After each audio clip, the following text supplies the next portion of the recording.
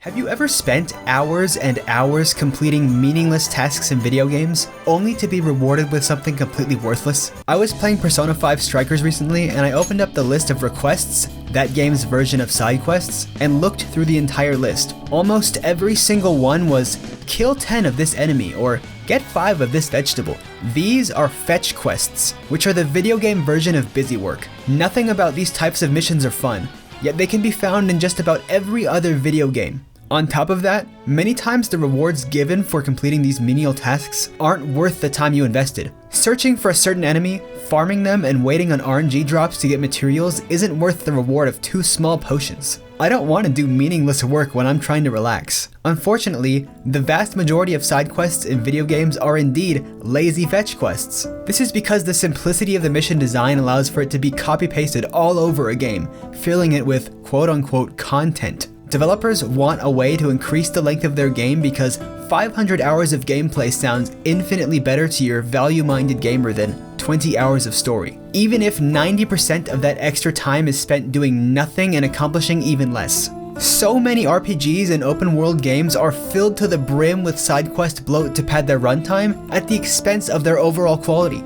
You can tell me that Assassin's Creed Valhalla has over 90 hours of content, which sounds amazing, but I know at least half of that is going to be spent clearing reused enemy forts, finding meaningless treasure in caves, and gathering 10 pieces of wood for some random NPC that thinks they can order me around. I know that because I did all of that, and I regret wasting my precious time on something that didn't really do anything for me. Also, why is it that everyone and their mom, grandma, aunt, uncle, and their entire extended family thinks they can tell me to drop whatever important thing I'm doing, like saving the world or leading a revolution, and run their errands for them? Bill, I don't have time to help you. If you want to build a house, go cut down the tree yourself. Please leave me alone, I'm trying to fight off the big bad guy here. These NPCs stand around in a town completely full of people who are also just standing around, and they wait for some out-of-town traveler who looks like they actually have something to do and ask them for their help with their life's biggest problems. Hello? Ask your neighbor. As much as I love Hogwarts Legacy, oh my gosh, can somebody explain to me why everyone in this wizarding world relies on some random kid who is brand new to Hogwarts that they don't know at all to fix everything for them? If that really works, I might as well go stop someone on the street and ask them to do my taxes for me. Hey, I need tax help.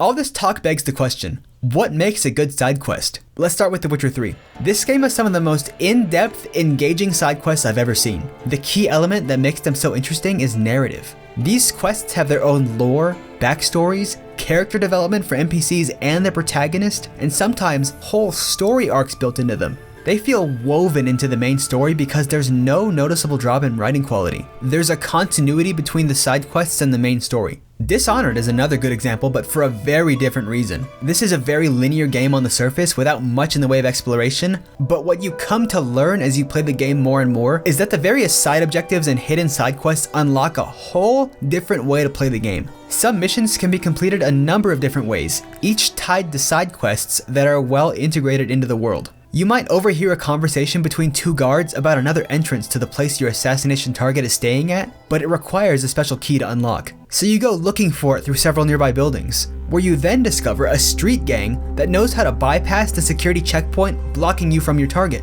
These side quests immerse me in the world and honestly give me a reason to keep replaying missions over and over, because I want to see all the different ways a level can play out. There are plenty of other games with fantastic side missions. These include Yakuza, The Elder Scrolls, Rockstar Games, the Divinity series, etc. I love a good distraction from the main story, as long as it has solid writing or changes up the gameplay in a fresh and exciting way. Unfortunately for many side quests, this isn't the case. And you know what? You can just skip them.